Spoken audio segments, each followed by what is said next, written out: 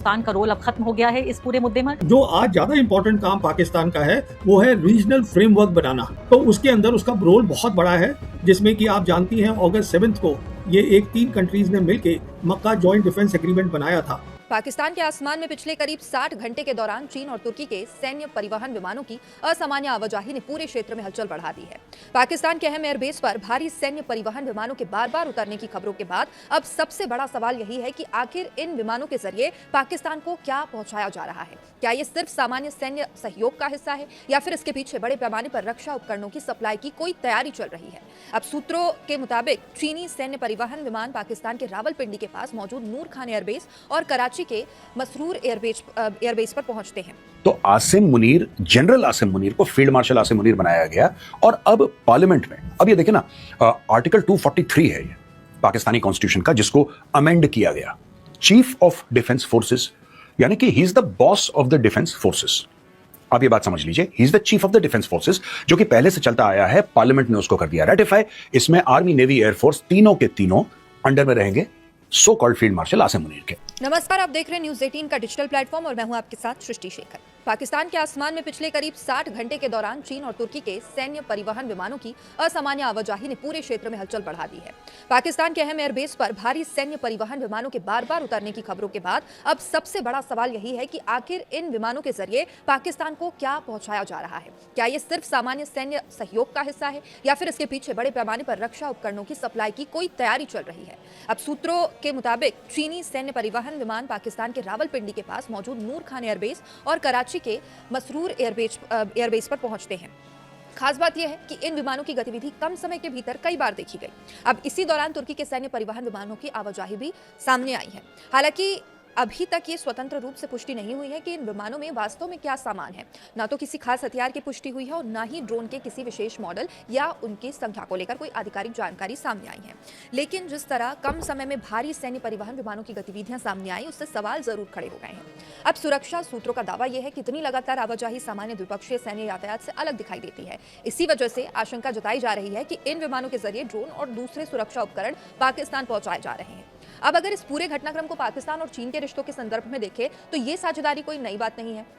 चीन लंबे समय से पाकिस्तान का प्रमुख रक्षा साझेदार रहा है। पाकिस्तान की सैन्य क्षमता को आधुनिक बनाने में चीन की भूमिका काफी महत्वपूर्ण रही है। कि पाकिस्तान का रोल खत्म नहीं हुआ है, पाकिस्तान का रोल बढ़ गया है। देखिए, पाकिस्तान 2 काम कर रहा है। एक, मीडिएशन करवा रहा है ईरान और अमेरिका के बीच में, वो अभी खत्म नहीं हुई है। मीडिएशन मतलब मैसेजेस शायद आज भी पास हो रहे होंगे, पर डायरेक्ट कोई टॉक नहीं हो रही है। Although Iranians are clearly saying कि हम कोई मैसेज भी पास नहीं कर रहे हैं, पर मीडिएशन एक काम है। जो आज ज़्यादा इंपॉर्टेंट काम पाकिस्तान का है वो है रीजनल फ्रेमवर्क बनाना। तो उसके अंदर उसका रोल बहुत बड़ा है, जिसमें कि आप जानती हैं अगस्त 7 को ये 3 कंट्रीज ने मिलकर मक्का जॉइंट डिफेंस एग्रीमेंट बनाया था। This is a step towards regional framework, मतलब सारी कंट्रीज रीजन के साथ में लेके चलना। इसमें एक बहुत इंपॉर्टेंट रोल पाकिस्तान प्ले कर रहा है इन सबको लाने में टुगेदर। जहाँ तक सवाल है कुवैत का, बहरीन का, देखिए ये धीरे धीरे करके इनकी समझ में आएगा कि अमेरिकन फौजें जो हैं वो यहाँ से हट रही हैं। जैसे मैं आपको, आपके दर्शकों को बताना चाहूँगा, आज ये हालत है कि जीसीसी कंट्रीज से खुद अमेरिकन अब सोच रहे हैं कि हमें वहाँ से अपनी फौजें पर्शियन गल्फ से हटा के थोड़ी दूर ले जानी चाहिए।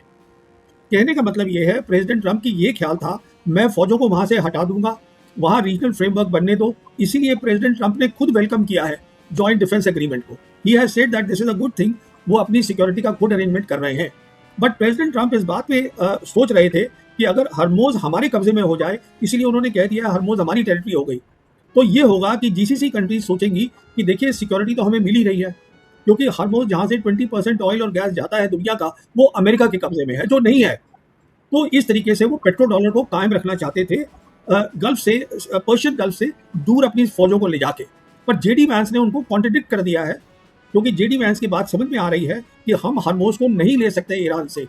इसलिए JD Vance today is saying कि American dollar will no longer be the reserve currency of the world, which means that he is accepting the reality that the petrodollars will end. कुछ सालों में खत्म हो जाएंगे। और क्या मतलब होगा इसका क्या मतलब होगा? पेट्रो डॉलर का खत्म हो जाने का क्या मतलब होगा? इसका मतलब ये होगा, देखिए पेट्रो डॉलर एक डील थी जो 1974 में करी थी अमेरिका ने, पहले सऊदीज के साथ करी थी।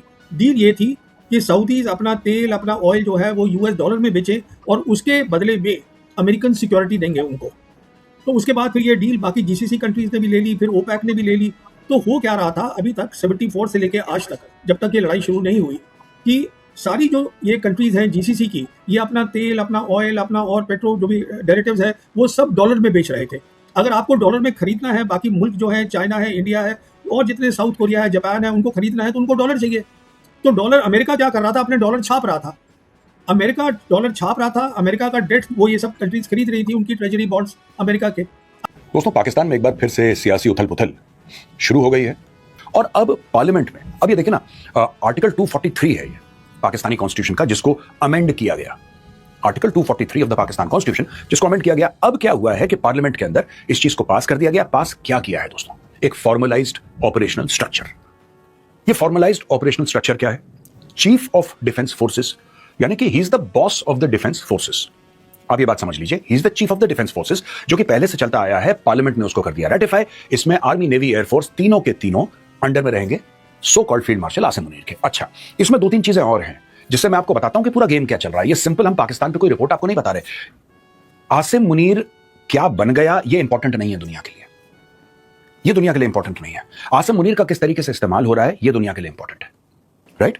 मैं आपको दोनों बातें समझाता हूं। एनीवे, तो आर्मी, नेवी और एयरफोर्स जो पाकिस्तान के हैं वो आसिम मुनीर को रिपोर्ट करेंगे। ये पहले से चलता चला आया है, कोई नई खबर मैं आपको नहीं दे रहा। नवंबर 2025 से these things were put in motion, ठीक है जी, यानी कि 9 महीने हो गए हैं। अब यहां पे 2-3 बातें हैं कि किसका प्रमोशन होगा वो आसिम मुनीर डिसाइड करेगा, किसको नौकरी पर रखना है, किसको निकालना है, किसकी ट्रांसफर है, किसका पोस्टिंग है, कौन कौन किस किस सेंसिटिव जगह में रहेगा, ये सारी की सारी चीजें आसिम मुनीर डिसाइड करेगा।